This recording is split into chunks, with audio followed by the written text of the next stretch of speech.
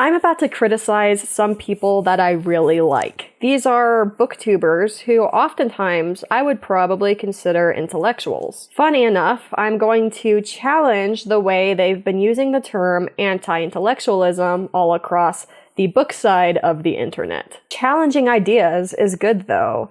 One of the most well-known authors in the anti-intellectualism space has said this: "The criticism of other intellectuals is, after all, one of the most important functions of the intellectual, and he customarily performs it with vivacity." It's hard, if not impossible, to make a video that has no flaws. Every time I'm editing my own videos, I think, I could have said that better, and I think, wow, I should have said this in conjunction with all that I put into my video, and it feels like a huge glaring omission. I get that. So as I am criticizing how anti-intellectualism has been used in the bookish community, I hope you recognize that I know that these people are smart, I know that the points they are bringing up are really important, and I'm not criticizing them as people, I just don't like their use of this particular term. These are thoughtful creators who care about literature education and reading and want other people to care about it too, and that is a wonderful reason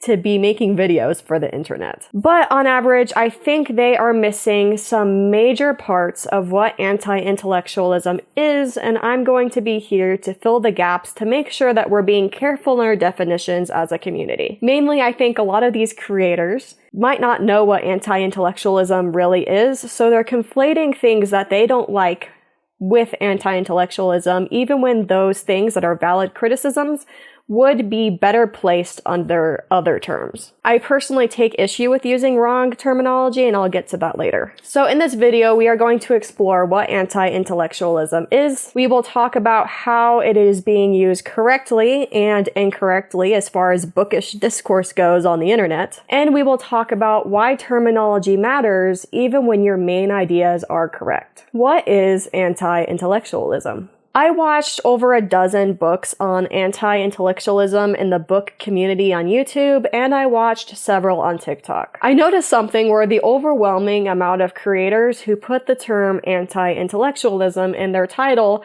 oftentimes didn't talk about anti-intellectualism in their video. It could very well be a thing where when you put that particular term in the title on YouTube, maybe the video does better. I guess I'll find out when I post this. So they didn't really talk about it, but instead they talked about concerning trends that we see in the reading space, especially on BookTok. They talked about people hauling too many books or buying too many books. They talked about people reading too quickly because they want to meet a book goal.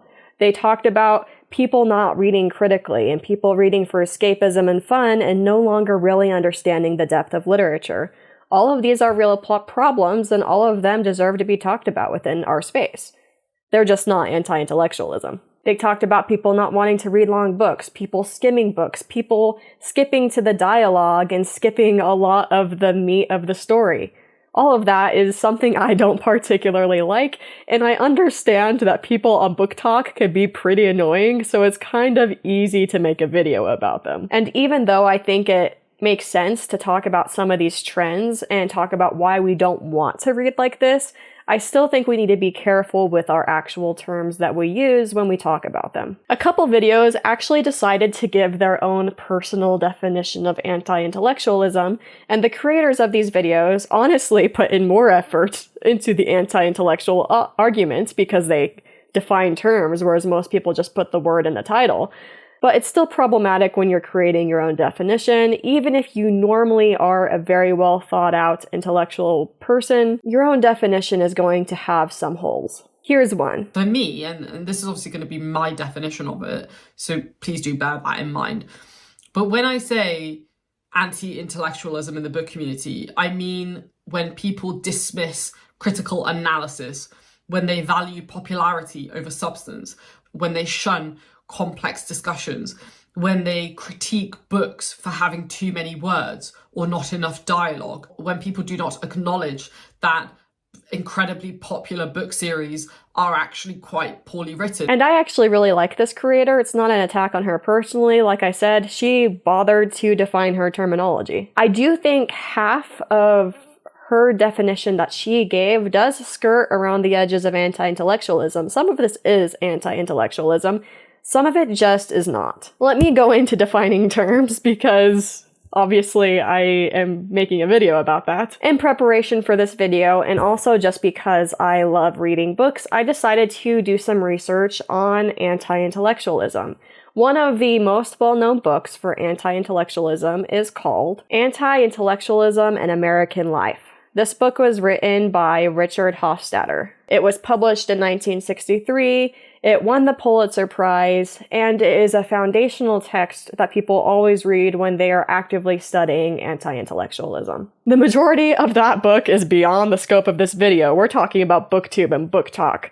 If you're really into the concept of anti-intellectualism, and if you like American history, I do recommend you pick it up. In his book, he defines anti-intellectualism a couple different times. One definition he gives is the common strain that binds together the attitudes and ideas which I call anti-intellectual is a resentment and suspicion of the life of the mind and those who are considered to represent it. Another attempt at definition from the same book says, a categorical, focused dislike of the educated classes and of anything respectable, established, pedigreed, or cultivated. He includes examples within his book. One example that I think is just easy to understand and relatively quick for the sake of this video is this example he quotes from a parent who goes to a parent-teacher conference. The parent wrote, "To the teacher, I announced my name, smiling as pleasantly as I could. 'Oh yes,' she said, as if my business were already known to her,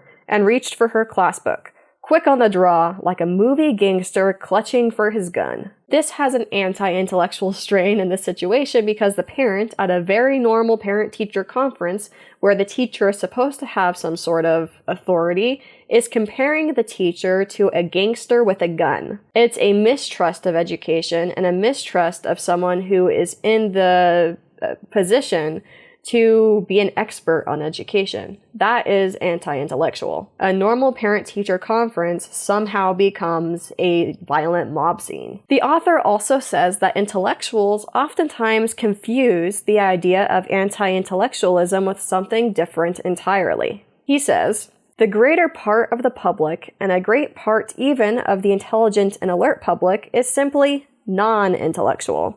It is infused with enough ambivalence about intellectual and intellectuals to be swayed now this way and now that on current cultural issues. Over the course of a few pages, he goes on to say that the non-intellectual will oftentimes look like the anti-intellectual because the non-intellectual does not really care about intellectual pursuits, but they aren't anti-intellectual because they are also not against them.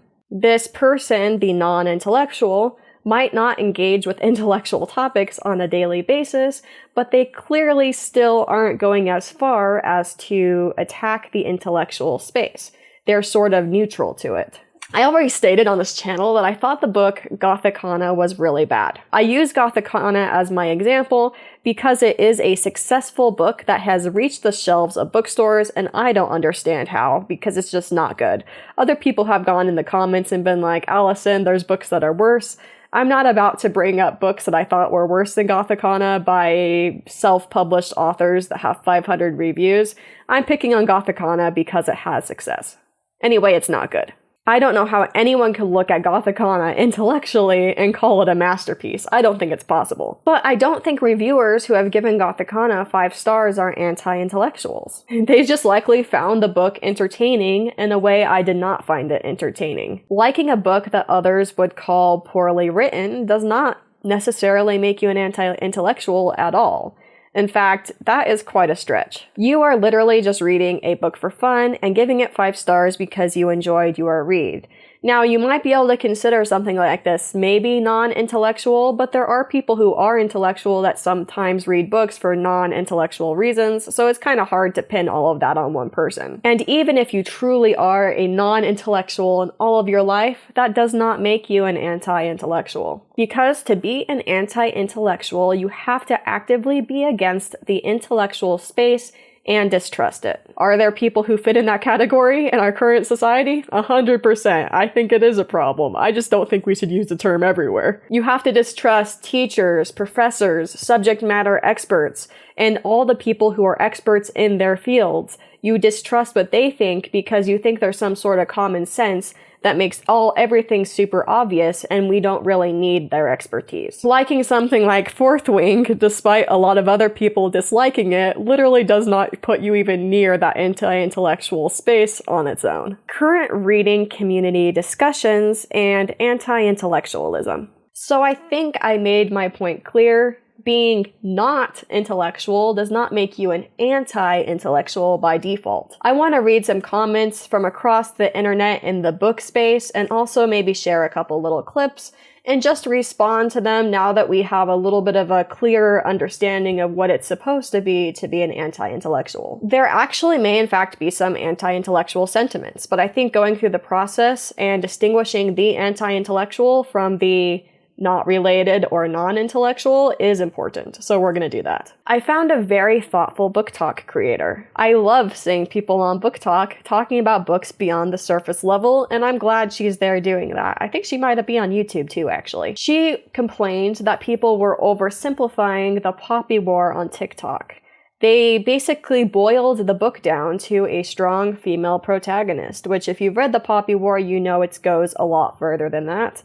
She criticized them for not including the themes of war and trauma and the deeper messages that are throughout the book and just boiling it down to tropes and strong woman. If you've watched my channel, you know on that part, I actually agree with her. They criticized her because she criticized them. To which she responds, how did we even get to that conclusion? That is genuinely case and point. You just proved my point. The rise of anti-intellectualism is a nightmare. You just showed me that you have no literacy skills. You just showed me that you chose not to listen to me and to understand what it was I was saying, and you just took it as an insult and a criticism of you as a person rather than as a criticism of the way in which we are behaving. This one's complicated because not having literacy skills, like she says in this video, does not make you an anti-intellectual. It could be a sign of a non-intellectual depending on the context of your life and how you're engaging with this space and what else you're doing in your life. Can we say the dislike of criticism, so when they go after her for critiquing them, is anti-intellectual? It could be. It really depends on how it's phrased. If it's phrased as a distrust of ideas and a distrust of analyzing the books and not believing in the ideas of critiques, that is probably more on the anti-intellectual side. If it's just a personal feeling like, I love this book, why didn't you? Why are you attacking how I'm talking about it? And it's not really coming from an intellectual critique, I would say it's probably not anti-intellectual, but the line is a little fuzzy, and we are allowed to have a little bit of that fuzziness as we're discussing this. A booktuber talked about something very similar. I'll play a little bit of her video too. To me, that's where anti-intellectualism starts. People not being able to read critically, but also people not being able to read at all. Pause here for a second. People not being able to critically read is not strictly anti-intellectual. Maybe someone who is anti-intellectual would not try to learn how to read because they don't believe in the concept of being able to critically think about ideas, in which case they would have the effect of not being a critical reader. So there is a possibility that this comes from an anti-intellectual standpoint, but it doesn't necessarily have to, which just gets to the point where this gets very nuanced, because to even define if this is anti-intellectualism or not, you have to go so deeply into the context. If someone just isn't engaging with the intellectual space, that's not an anti-intellectual. Maybe you can go far enough to call that non-intellectual. If someone is not engaging critically because they are against the ideals of an intellectual and they are against that space having power, that would be anti-intellectual. Basically, the same outcome, not being a very critical reader, can come from two people with two different outlooks on life. One turns into an anti-intellectual and one just does not. People get upset at that. People get upset at someone negatively reviewing a book, people see criticism and they see it as like negativity, and it's like, no, I'm just critiquing it. This is something that people have been doing for years. And I think that's where anti-intellectualism comes in at. Just like I said before, this is again a sometimes yes and sometimes no situation when we talk about anti-intellectualism. If someone is upset of your critique of a book because you are overthinking it, you're getting too deep into analysis, you're not supposed to think about it that hard, chill out, that has somewhat of a strain of anti-intellectualism in it. If it's more of the, you don't like my favorite book and that makes me sad, I feel connected to this book is who I am, and it's more on that side, I don't think that's anti-intellectual. I think that's just someone who is not engaging in the space in a very intellectual way, maybe in more of like the non-intellectual way again. It gives the same vibes as, I'm upset you didn't really like my favorite TV show because I did really like it. If their critique of your critique is not about how you're overthinking it and analyzing it too much and getting too involved in the weeds, if that's not their critique of you critiquing them, oh my gosh, this is getting ridiculous. Then it's not anti-intellectual. It's only when they critique you for thinking too deeply and engaging too much and caring too much and getting too deep in the weeds. If they're critiquing you for that reason, then they are anti-intellectual, or at least have some anti-intellectual reasoning. Viewers oftentimes have as many thoughts as creators, so let's go across Booktube and look at some comments. Here we have one that says, there is absolutely a portion of people saying the curtains are blue type comments, or trending videos saying they skip paragraphs if they're too long. Others saying some books just have too many words. There's definitely anti-intellectualism on that platform, though I also agree that is not the best platform for deep conversations. So this is about TikTok, obviously. I would categorize what this commenter is getting at as deeply problematic, but not necessarily anti-intellectual. The person who is reading for fun and skipping the boring parts and only reading the dialogue likely is reading for entertainment. They're probably more on the maybe non-intellectual side of the spectrum, where they're not reading to engage with the text. They're not also, in many cases, critiquing you for engaging with the text. They're just reading for fun and for entertainment. And it just doesn't really fully get into the anti-intellectualism side of the argument, in my opinion. If the too many words part is just a personal frustration, which I think it probably is in this situation, I think that is just someone who's reading for fun, and maybe their reading for fun is a lot different than my reading for fun. If they go as far as to say it's too many words and we all should not be reading that many words and we don't need this, and all of society is worse off if we go and look at these ideas that are too complex and have too many words, then it's anti-intellectualism. So it really depends on what are they saying. Are they saying that they are personally not having fun and they don't find it entertaining and they're engaging with books sort of in that non-intellectual space? Or are they critiquing the space altogether for being too intellectual? Well, it can be really hard to tell sometimes. So I'm going to put that as a maybe, depending on what they actually mean. I tend to think that with most of these TikTok creators that are getting made fun of left and right, I think for a lot of them it's not that deep. They're not really criticizing people for being intellectual. I think that they're just reading for entertainment and they're not always entertained. I could have misread that though. Here's another comment. The issue people have with BookTok is that these people actively refuse to read anything that isn't smut related or told to them to read. I'm not really on BookTok all that much. For the purpose of this moment, let's just assume that everything the comment says is true, that people on BookTok just want to read smut and they only want to read books that are constantly recommended. Let's just assume that as fact for this argument. If that's the case, this isn't anti-intellectual because they're clearly reading for fun as a community and they're not even getting into the intellectual space at all. So we would probably call this whole movement not anti-intellectual, but non-intellectual. Another comment. I am far from smut book talk, and I mainly read books for intellectual purposes, but I watched a lot of videos on this topic.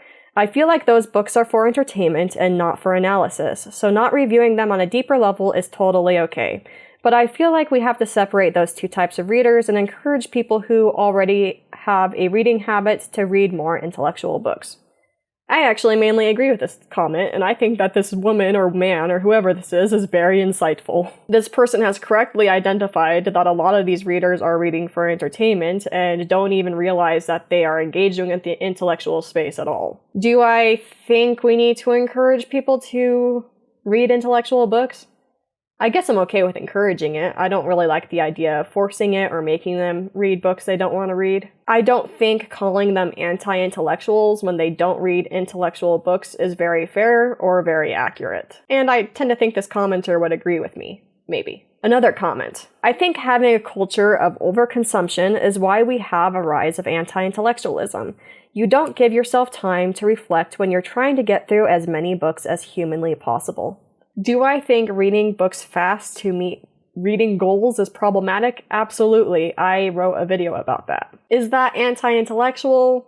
No, I don't think that practice is anti-intellectual. It's rather reading for entertainment, again, maybe non-intellectual in nature, reading really fast to get through something and be part of the community and be reading for fun and for entertainment, and even tracking goals that are maybe ridiculously high for some people, making them not read their books very deeply. All of that is true. Yes, no arguments here. It's just not anti-intellectual unless they actually get into that anti-intellectual space. It's entertainment. It's maybe non-intellectual when you get people who perfectly fit that stereotype that you are building. And one more. I read primarily for fun, mindless entertainment, the stuff my spouse watches series on TV for. He reads real literature to be made to think, while I would rather watch serious TV. Being told my enjoyment of books isn't valid because I solely read for entertainment is, in my humble opinion, dumb as shit. I agree, I think that's correct. I hope that no one has ever called you an anti-intellectual when you are reading mainly for fun. Even if you gave the most popular new romantasy release a 5 stars and a bunch of people don't like it, that doesn't make you an anti-intellectual. In your case, you might even be an intellectual in other parts of your life, and you choose to just read for fun, to unwind, to escape, and all the other things that you could get out of reading, just like you could get out of video games or watching TV. I know people who are in very intellectual careers that when they get home, they just want to read the popular for fun books. And they are very intellectual, and reading books for fun and not thinking about these books that they read in particularly deeply, I don't think makes them anywhere near anti-intellectual, especially when they're in an intellectual space in the majority of their life. And it doesn't even matter. Even if you're in a job or a career that isn't really considered intellectual in any sense of the word, reading for fun and for escapism and just to enjoy yourself just doesn't put you in the realm of being an anti-intellectual. We honestly just need to be a little bit more careful with our terms. Being careful with terminology.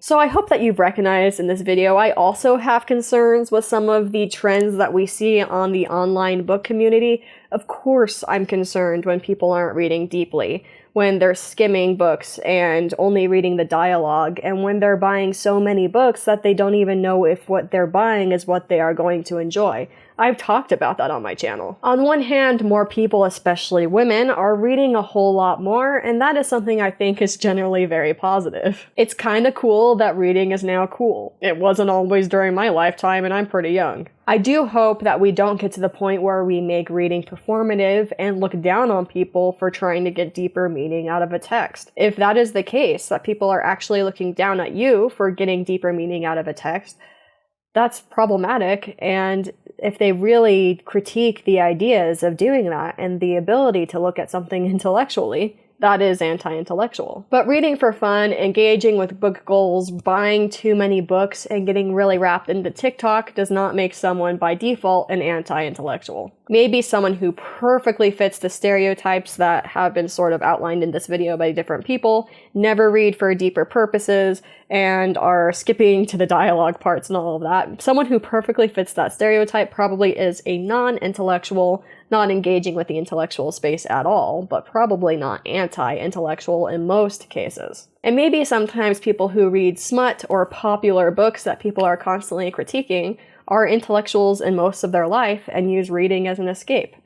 That would make them very, very far from being an anti-intellectual, and in their overall life, they might not even be a non-intellectual. They might be intellectual taking a reprieve. Some people in the reading space might actually be against intellectuals, and they would be an anti-intellectual. It's definitely a thing. I think the biggest problem with using this term everywhere and without any distinction is it makes it much harder to fight against real-life anti-intellectualism, which is very prevalent. Some of it does exist in the book community too, but we just can't put everything under that label and still expect the term to hold any weight. So is my discussion on this too nuanced? I don't know, maybe. I'm going back and forth. I might seem a little flippy-floppy. That was quite a silly term.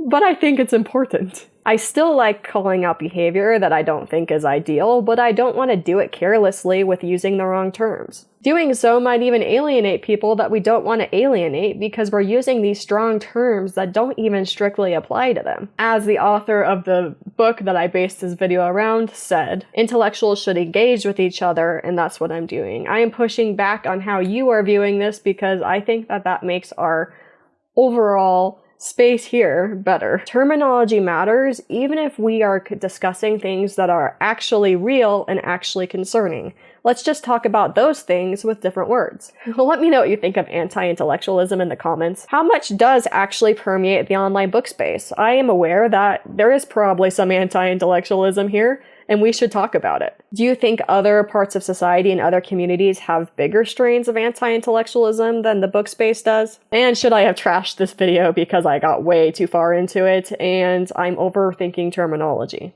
I don't know, let's talk about it. Thanks for watching.